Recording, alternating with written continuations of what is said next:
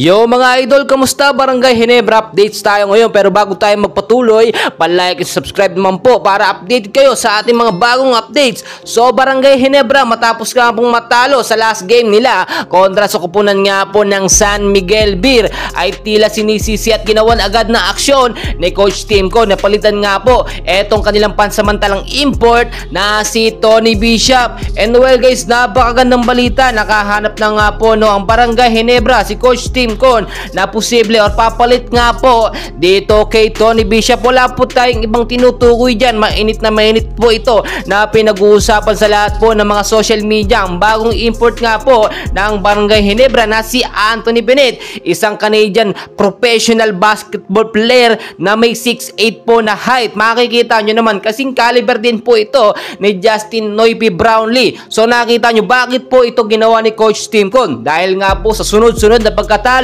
ng Ginebra at mga injured player, si Scotty at ang ilang mga player ay hindi sapat na hindi tayo magkakaroon ng magaling na import. Kaya naman ginawan agad na aksyon ni Coach Timco dahil recently naobserbahan nga po talaga ang mga laruan ni Tony Bishop at hindi po niya naabot ang kwalifikasyon or ine-expect ng mga fans na magagawa niya or may aambag niya sa Barangay Ginebra.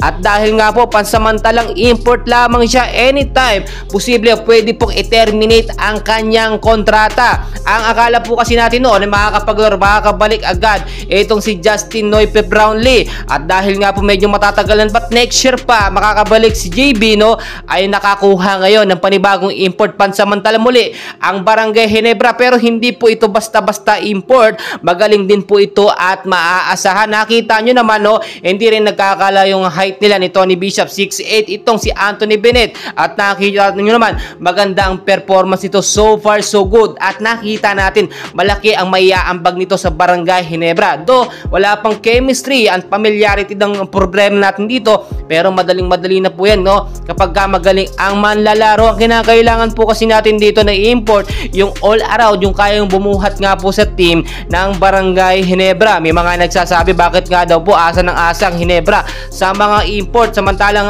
ating mga Pilipino professional basketball player ay hindi ba maaasahan? Well guys, maaasahan naman, pero as of now nasa injured daw yung mga ating mga magagaling na Pilipino basketball player, at karamihan din sa ating mga manlalaro ay hindi pure-blooded Pilipino. Pero magkagayon wala namang problema, ang bansang Pilipinas pa rin yung tinataas kahit po galing yan sa ibang bansa, yung mga manlalaro na yan. And well guys, hintayin natin yung nalalapit nga po na paglalaro, pagbabalik ni Justin Noipy Brownlee. Matatapos ang problema or sumpa ng pagkatalo ng Ginebra kapag nakabalik na itong si Justin Noipy Brownlee. Well guys, patuloy ko po kayong update, and please wag niyo pong makalimutan mag-like and subscribe for more Barangay Ginebra updates. Maraming salamat po sa inyong lahat.